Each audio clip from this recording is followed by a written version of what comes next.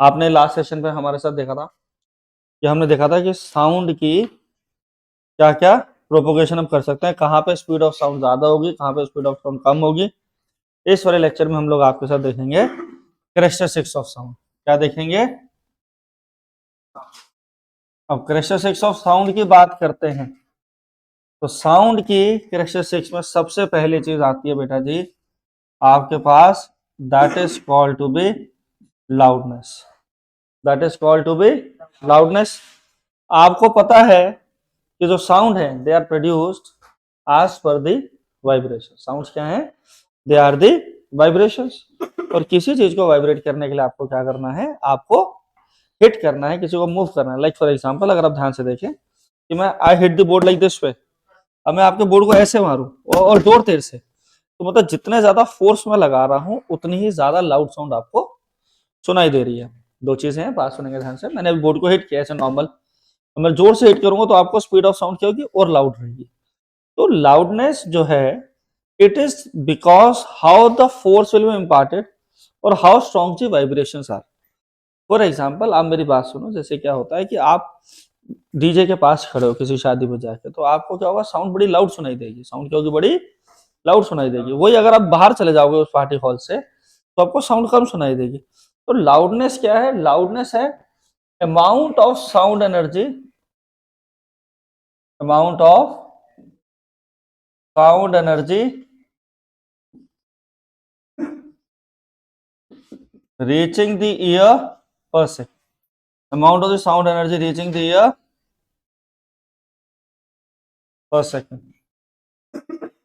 Amount of the sound energy reaching the ear per second. ठीक है, एक second में कितनी एनर्जी साउंड पर ईयर तक पहुंच रही है, that is called to be your loudness. ठीक है, लाउडनेस में अगली चीज है, लाउडनेस जो है वो आपकी डायरेक्टली प्रोपोर्शनल है एम्पलीट्यूड के। कैसे? एम्पलीट्यूड के स्क्वायर। क्या होता है जब आप किसी चीज में वाइब्रेशन प्रोड्यूस कराते हैं बाय हीटिंग और by some of the other way, तो उसमें जो उसमें जो वाइब्रेशन प्रोड्यूस हो रही है, तो वाइब्रेशन जो है पार्टिकल अपने प्लेस से कितना डिस्प्लेस हो रहा है, दैट इज कॉल्ड वाइब्रेशन। तो यहाँ पे जितनी ज्यादा एम्पलीट्यूड होगा उतनी ज्यादा डिस्प्लेसमेंट होगी, क्योंकि एम्पलीट्यूड आपको पढ़ाया था, it is the displacement of the particle from its starting position to the extreme position. Starting से एक्सट्रीम पोजिशनिंग पे जो जाने का वर्किंग है, that is called to be amplitude. तो loudness is the square of the amplitude. मतलब अगर आपने लाउडनेस बढ़ा दी तो एम्पलीट्यूड भी, मतलब सॉरी, एम्पलीट्यूड बढ़ा दिया तो लाउडनेस बढ़ जाएगी। लाइक आपने क्या करा? आपने एम्पलीट्यूड को ट्वाइस कर दिया तो loudness will become 4 times. If you have increased the loudness by 2 times, if you have increased the loudness by, sorry, if you have increased the amplitude by 2 times, loudness will be increased by 4 times। ठीक है, इसको graph पे समझेंगे कैसा है, इस तरीके से। ये हाई एम्पलीट्यूड साउंड है, ये कैसे साउंड है? हाई एम्पलीट्यूड साउंड है। दूसरी वाली लो एम्पलीट्यूड। एक हाई एम्पलीट्यूड साउंड है बेटा जी, एक लो एम्पलीट्यूड साउंड है। हाई एम्पलीट्यूड साउंड का यहाँ पे है, तो ये साउंड ज्यादा लाउड होगी, ये लेस लाउड होगी। ठीक है, तो अब यहाँ पे मेरी बात को बहुत ध्यान से सुनिएगा आप लोग। अब जो लाउडनेस है उसे आप मेजर करते हैं डीबी में। DB stand for decibel, it is a unit of loudness. ऐसे यूनिट ऑफ लाउडनेस है डेसिबल, मतलब कि ये हुआ। ठीक, हमारे को 20-30 डेसिबल से ज्यादा का सुनने में हमारे कान फट सकते हैं, दिक्कत हो सकती है। तो ज्यादा लाउड साउंड पे हमें नहीं सुनना चाहिए, तभी मना करते हैं डॉक्टर्स कि ईयरफोन्स वगैरह ज्यादा नहीं पहननी चाहिए, क्योंकि उस समय पे आपकी जो ईयर्स हैं उस पर ज्यादा साउंड एनर्जी पहुंच रही है, जो ज्यादा लाउड है। हाँ राइट, तो क्या है? Loudness is the amount of sound energy reaching the year पर सेकेंड। तो जितनी ज्यादा एनर्जी पहुंचेगी साउंड उतनी ज्यादा लाउड होगी। Like if I am speaking out, अगर मैं और तेज बोलूं तो आपको लाउड साउंड सुनाई देगी, अभी धीरे बोलेंगे तो आपको धीरे सुनाई देगी। राइट, तो ये आपकी तरीका हुआ।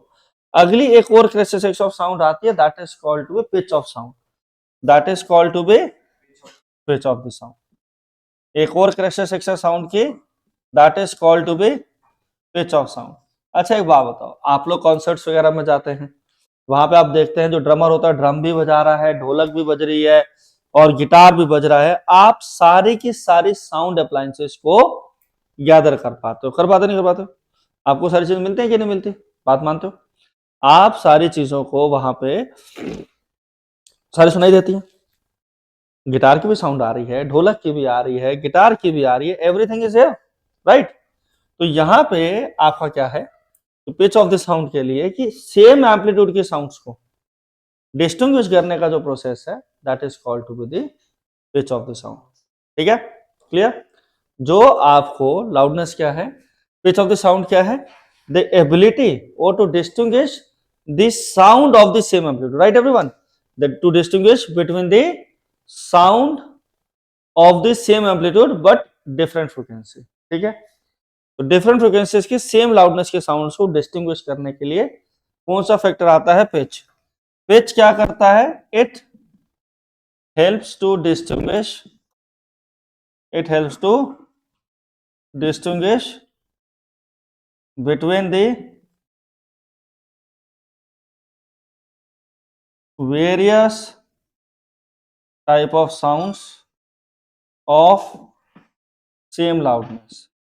loudness क्या है, सेम है, लाउडनेस सेम है, बट क्या कर रहे हैं आप उसे डिस्टिंग्विश कर पा रहे हैं, you are able to see the difference between them. वो डिफरेंस कैसे है, ड्यू टू फ्रीक्वेंसी। तो पिच जो है that is directly proportional to frequency, that is directly proportional to frequency. तो ये जो साउंड है ये क्या है, हाई पिच। हाई पिच तभी बताओगे जब मैं आपको साउंड बना के दिखाऊंगा। ये लो पिच साउंड है, इसमें कम फ्रीक्वेंसी है उतने टाइम में, इसकी फ्रीक्वेंसी ज्यादा है।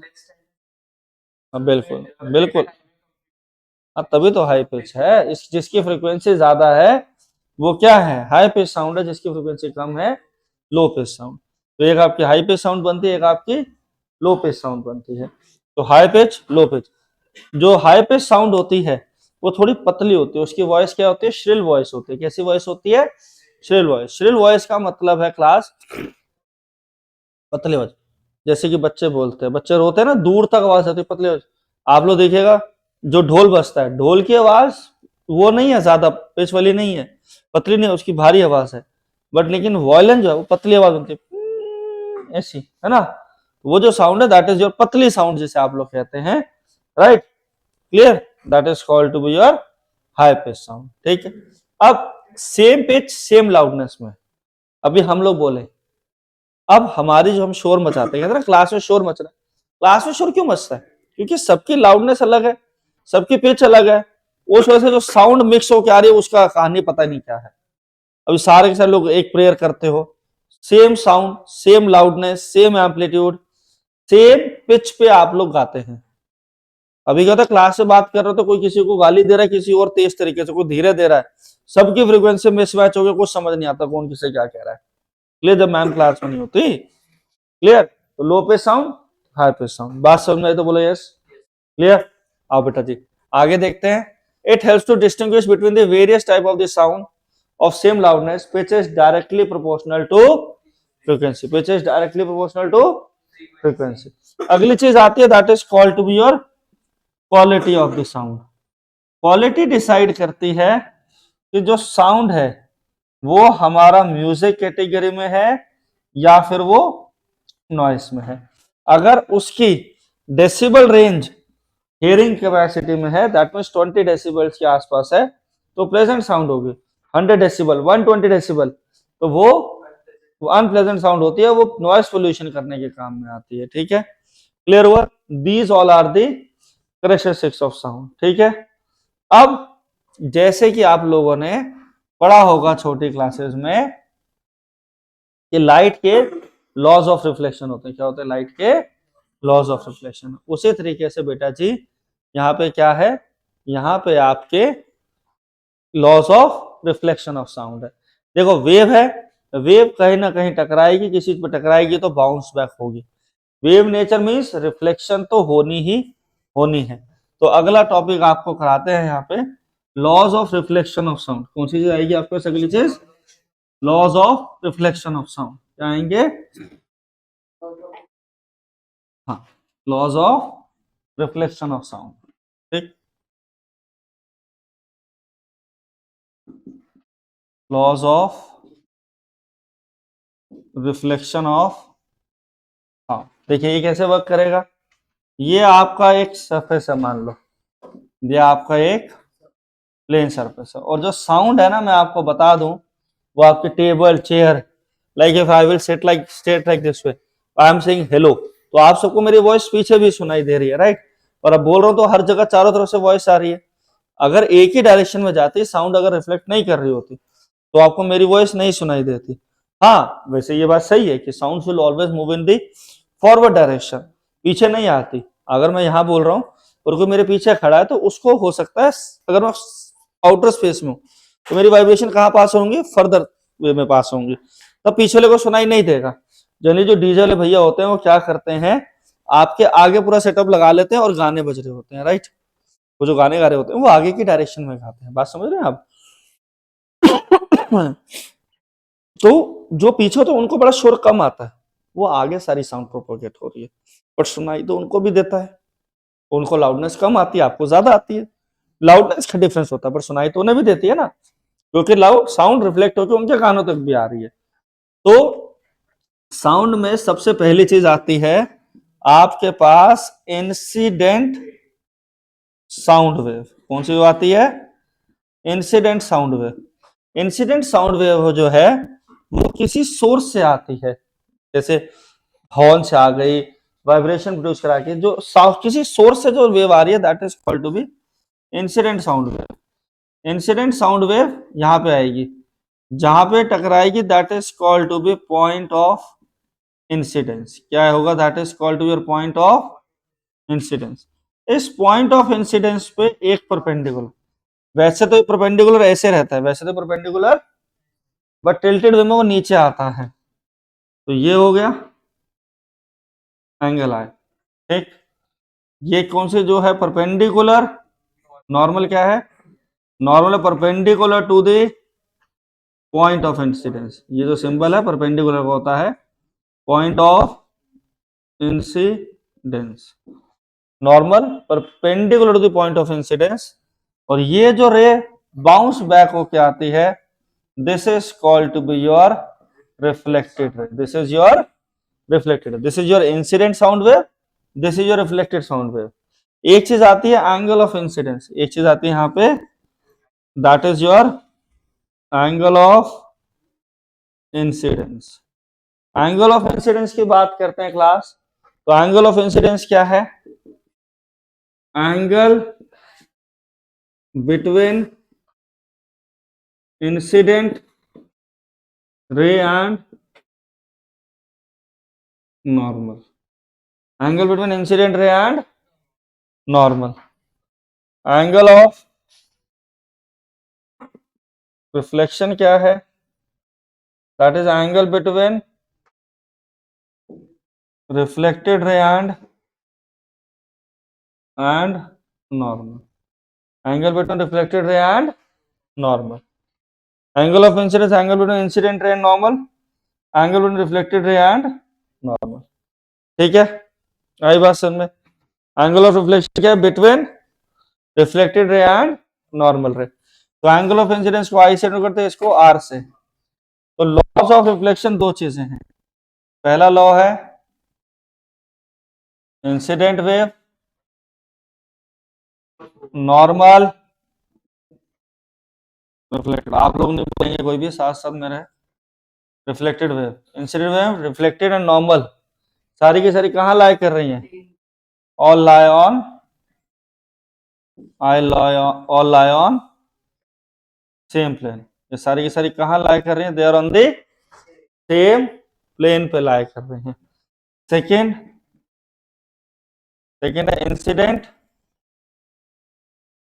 Angle of incidence is equal to angle of reflection, अगली चीज है एंगल ऑफ इंसिडेंस क्या होगा, that is equal to your angle of reflection, angle of incidence क्या रहेगा बेटा जी, एंगल ऑफ रिफ्लेक्शन के इक्वल होगा।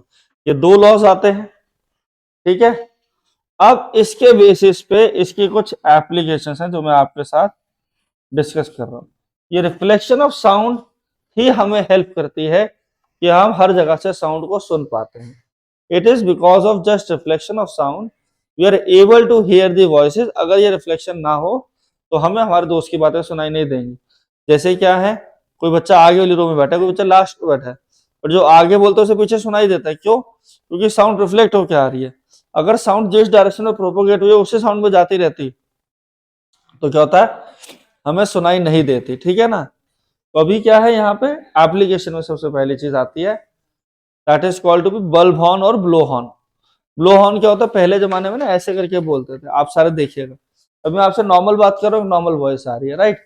If I will say like this तो मेरी साउंड क्या हो गई है, लाउड हो गया। ऐसे करा तो इतनी तेज आवाज नहीं है, सेम तरीके से बोल रहा हूँ, सेम बातें कर रहा हूँ, कुछ अपनी वॉइस तेज नहीं कर रहा हूँ, बट ऐसे रखते ही आपको साउंड थोड़ी तेज सुनाई देने लग गई होगी। ऐसा क्यों होता है?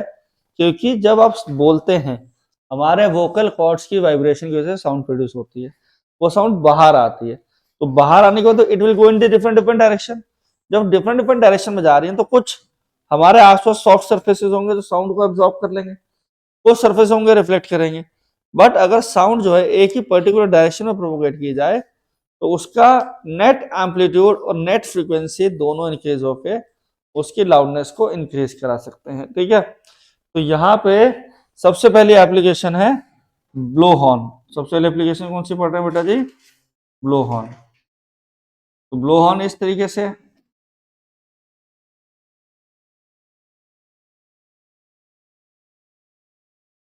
ये जो ब्लो हॉर्न है यहां से आपने स्पीकर ने बोलना शुरू करा,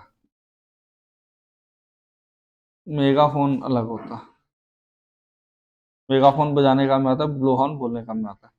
इस तरीके से बोल रहे हैं। इस फनल पार्ट से किसी ने बोला, जब वो बोलना शुरू हुआ तो यहाँ से उसकी वॉइस गई।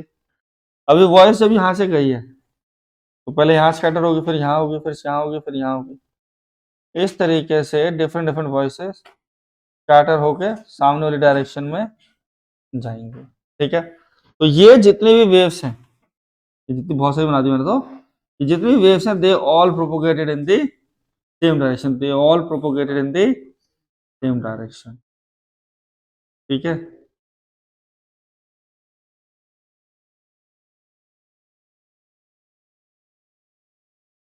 They all go in the same direction. जितने भी रिफ्लेक्टेड रे हैं मल्टीपल रिफ्लेक्शंस की वजह से और हमारा रिफ्लेक्शन ऑफ साउंड की वजह से दे will go in the forward direction, ठीक है।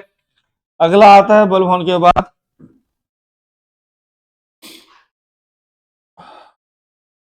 Bulb horn. अगली कौन सी जाती है? That is called to be bulb horn. Bulb horn की बात करते हैं तो बल्ब हॉर्न कैसे होते हैं हमारे पास, जो हम लोग भोंपू लगाते हैं ना, ऐसे रबड़ सा लगा होता है, साउंड करता है।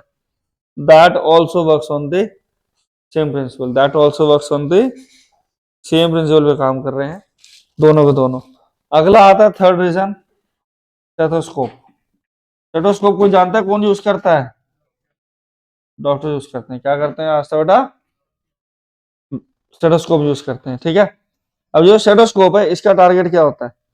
इसमें तीन चीजें होती हैं। डॉक्टर कान में लगाता है, आपको सुनाई देता है। स्टेथोस्कोप के तीन चीजें होती हैं, ध्यान दीजिएगा। एक इसका आता है चेस्ट पीस, अंश ध्यान दीजिए, यहाँ आता है इसका चेस्ट पीस। ये रबर ट्यूब होती है, क्या होता है? Rubber tube. और ये लास्ट में क्या लगा होता है इसके कान में? Year piece. लास्ट में क्या लगा होता है इधर? Ear piece. क्या लगा होता है? ईयर पीस, ठीक है। रबर बैंड, ईयर पीस यहाँ पे। ये जो एयर पीस है, बात सुनिएगा, ये जो एयर पीस है ये अपना बहुत अच्छा रोल प्ले करेगा। ये तो सुनने काम में आता है। रबर ट्यूब में क्या होनी है? रिफ्लेक्शन होनी है। क्या होनी है? साउंड वेव्स रिफ्लेक्ट कर करके जाएंगे, ठीक है। पर जो जो चेस्ट पीस है ये प्ले करता है बहुत अच्छा रोल। जो चेस्ट पीस होता है ना वो कैसा होता है? एकदम डायफ्राम उसके एंड पे कनेक्ट होता है। क्या कनेक्ट होता है? Diaphragm. Diaphragm stands for the thin membrane, उसके एंड पे कनेक्ट होती है। जैसे वो थिन मेम्ब्रेन वाइब्रेट करती है उसी स्पीड से हमारी ईयर पीस भी के पास जाती है, और ईयर पीस से रोबोट जाके ईयर पीस को उतनी तेज हमें दिखाते हैं, क्योंकि जितनी यहाँ वाइब्रेशन बढ़ी उतना ज्यादा एम्पलीट्यूड बढ़ा। अंडर नॉर्मल सर्कम कंडीशन में ज्यादा नहीं बढ़ता है। ठीक है, आई बात समझ में? क्लियर हुआ कैसे वर्क करते हैं ये दोनों चीजें, बल्ब और स्टेथोस्कोप, राइट। और कहाँ आप एप्लीकेशन ऑफ साउंड देखते हैं? Reflection, application of reflection of sound आप एक जगह देखते हो, लाइक आपने मूवी हॉल्स देखे होंगे। अब बहुत सारे बच्चे भी शॉर्ट टाइम पहले एनिमल मूवी देख के आए होंगे, गए थे ना भोला साहब? नहीं गए? ये कैसे हो गए? कोई बात नहीं, अभी आपको लेके जाएंगे, सारे जमीन पर दिखाएंगे। ठीक है, आइए बात सुनिए। अगली चीज क्या थी भाई? भूल गया, देखो अगली चीज थी भाई हमारे पास हॉल्स। क्या करते, बातों में लगा दे तुम लोग। मूवीज में बात करते, मूवीज के जो आप देखते हैं ऑडिटोरियम्स के टॉप, उसमें क्या होता है, उसमें एक ऐसा कॉनकेव बोर्ड लगा होता है। क्या लगा होता है? कॉनकेव बोर्ड लगा होता है। क्या लगा होता है?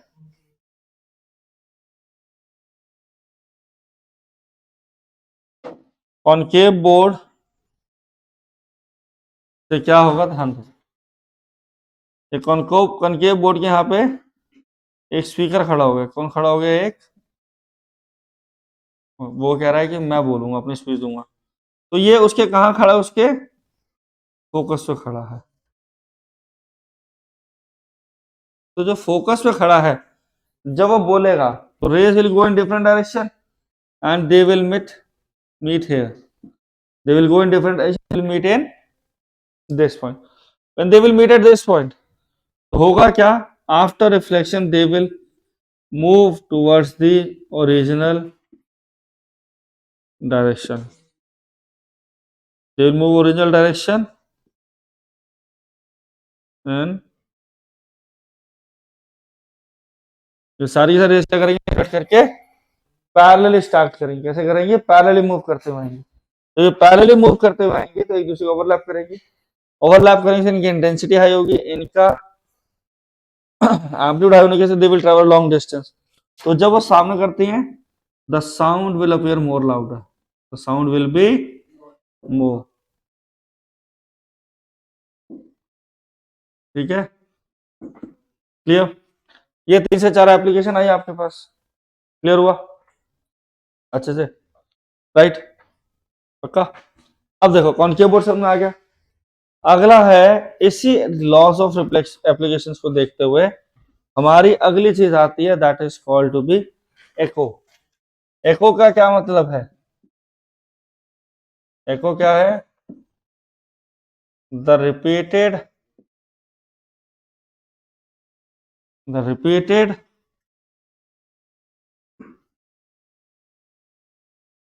Relaxation, the repeated reflection is called echo. बार बार आपको अपनी ही आवाज सुनाई देना is called to be an echo. When you hear voices 2 to 3 times, that is called to be an echo. The repeated reflection is called to be an echo. echo के लिए आपको होता क्या जब आप पहाड़ों वगैरह पे जाते हो, जैसे आप चला रहे, तू है मेरी किरण, किरण का नाम बोलते हो 3 बार किरण सुनाई दे रही है। ऐसा क्यों? ऐसा इसलिए, आप जब बोलते हैं, ठीक है, तो आपको सबसे पहले अपने माउथ के पास की हुई वाइब्रेशन सेंस होती है। ठीक है, सबसे पहली बात समझ में क्या होता है, ध्यान देंगे। तो जब आप बोलते हैं तो आपको सबसे पहले अपनी ही रिफ्लेक्टेड साउंड सुनाई देती है, फिर सॉरी अपनी साउंड सुनाई देती है, और थोड़ी देर बाद आपको अपनी रिफ्लेक्टेड साउंड सुनाई देती है। जैसे मैं बोल रहा हूं तो मुझे मेरे बोलने के बाद भी सुनाई देगी और रिफ्लेक्टेड साउंड भी सुनाई देगी। अब जो रिफ्लेक्टेड साउंड है या जो इंसिडेंट साउंड है, ये रिपीटेड हो रहे हैं बार बार, एक बार रिफ्लेक्ट होते होते होते होते, तो वो जो रिपीटेड रिफ्लेक्शन जिसकी वजह से आपको आवाज सुनाई दे रही है बार बार, that is called to be reflection. ठीक, ये रिफ्लेक्शन का फिनोमिनन हम लोग बैट्स में देखते हैं। किसमें देखते हैं? आजकल तो बैट इसे कैसे यूज करते हैं? To find its prey. और एको के प्रोसेस से हम लोग वाटर डेप्थ वगैरह भी निकालते हैं। अब एको क्या है? Repeated reflection of the sound, the repeated reflection of sound is called reflection. ठीक है, अब यहां पे रिफ्लेक्शन के प्रोसेस में बात सुनो। अब इस रूम में बोल रहे हैं, यहां क्यों नहीं रिफ्लेक्शन हो रही है ना? तो उसके लिए एक चीज आती है, परसिस्टेंस ऑफ हियरिंग। क्या होती है? अच्छा, आप एक चीज को देखते हो, कितने देर तक देख सकते हो उसे? अगर आप एक चीज को ऑब्जर्व कर रहे हो और नजर हटा दी तो आपको कितनी देर तक आपको डिस्टिंग्विश है? 1/16 of the second is the persistence of hearing. 1/10, sorry. 1/10 of 1/10 is the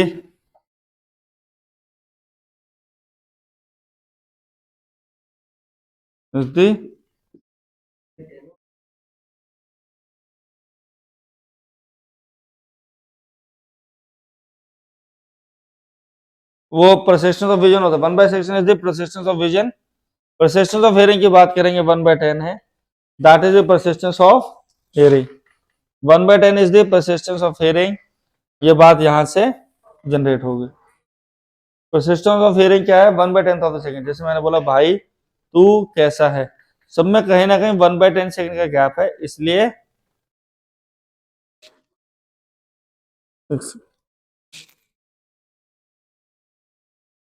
तो आपको सारी साउंड अलग अलग सुनाई दे रही है।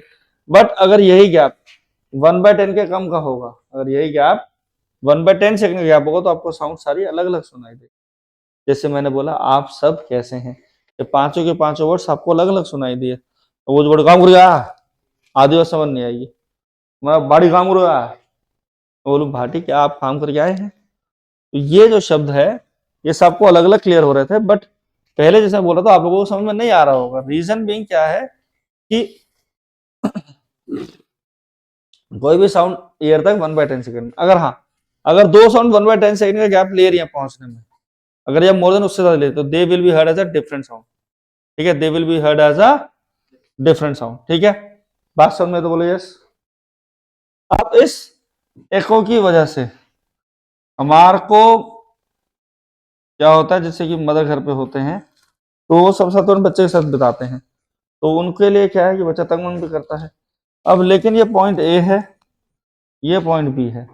आप घर में बैठे हुए आपने देखा यार ये वायर हटाई हुई है दादी, आपने यहां से डिस्टेंस मेजर करा, आपने कहा डिस्टेंस एक्स है और टाइम कितना लगना है 1/, ठीक है 1/10 सेकेंड, और स्पीड ऑफ साउंड कितनी है 344 मीटर पर सेकेंड। ठीक है, that is the shortest distance between source and point of location के बीच में कितना डिस्टेंस होना चाहिए टू हेयर एन एको, तो 344 मीटर पर सेकेंड है। 344 मीटर पर सेकेंड जो है that is speed of sound है। हाँ जी, टाइम कितना लग रहा है 1/10 लग रहा है, टाइम कितना है 1/10। तो इसको आना कितने डिस्टेंस में 1 में, तो हमने कहा ये एक्स डिस्टेंस जाएगा, एक्स डिस्टेंस आएगा, या आना और जाना कितने सेकंड में करना है 10 सेकंड में करना है। तो 10 सेकंड में कैसे करेंगे, 344 मीटर डिस्टेंस 2x अपॉन में 1/10 that is equal to x upon 1/10। ठीक है, 344 मीटर पर सेकंड है, t 1/10 सेकंड है, पहुंचने और आने में कितना टाइम लगेगा 1/10 सेकंड। अब x डिस्टेंस जाना है, x डिस्टेंस आना है, टोटल स्पीड कितनी है 344, x जाना x आना 2x बाय 1/10, तो ये कितना होगा 2 से कटा 17.7 177 into 1/10 is equal to x, x is equal to 17.7, कितना आ गया डिस्टेंस 7.2 नहीं बेटा 17.7 है, कितना डिस्टेंस ट्रेवल हो रहा है 17.7 मीटर मिनिमम डिस्टेंस होना चाहिए दो चीजों के बीच में। ठीक है, समझ में आए। एको क्या है, एको जब आप repeated reflection of your own sound सुनते हैं that is called to be echo, और ये नहीं बेटा 344 होता है, हाँ सॉरी ये 17.2 होगा बेटा जी, कैलकुलेशन एरर करी हमने यहाँ पे, ये होगा आपका 17.2 मीटर। अब नाउ लिसन केयरफुली, दोबारा से बताते हैं कि ये repeated reflection of sound is called to be an echo. तो साउंड एनर्जी तो हो गई, प्रेसिस्टेंस ऑफ हियरिंग क्या 1/10 सेकेंड ऑफ द गैप में जाना है, 172 2x/10, x की वैल्यू क्या आ गई यहाँ पे 7.2 मीटर आ गई, कितनी आ गई 17.2 metre will be the minimum distance to hear an echo. Clear, बात समझ में आ गई। अब अगली चीज है हमारे पास, अब आप एक रूम में बैठे हो तो यहाँ पे मल्टीपल टाइम्स ऑफ रिफ्लेक्शन हो रही है, और यहाँ पे अभी वायर से हो रही है, चेयर से हो रही है, सीलिंग से होकर आ रही है, बट ये सारी साउंड जो है ना ज्यादा नहीं है, तो ये मिक्सअप हो जाते हैं। लाइक जैसे आप लोग क्लास में बैठे हो, क्लास में एक बंदा कुछ बोल रहा है, एक बंदा कुछ बोल रहा है, तीसरा बंदा कुछ बोल रहा है, तो साउंड की ओवरलैपिंग हो गई, तो फ्रीक्वेंसीज की ओवरलैपिंग होने की वजह से जो नेट फ्रीक्वेंसी है वो नहीं निकल पाती, तो वो फ्रीक्वेंसी के रोल पे भी डिपेंड करता है। ठीक है, अब एक टॉपिक आता है अगला, that is called to be reverberation. इसे अभी हम स्टार्ट कराते हैं आपको, एक मिनट वेट कीजिएगा।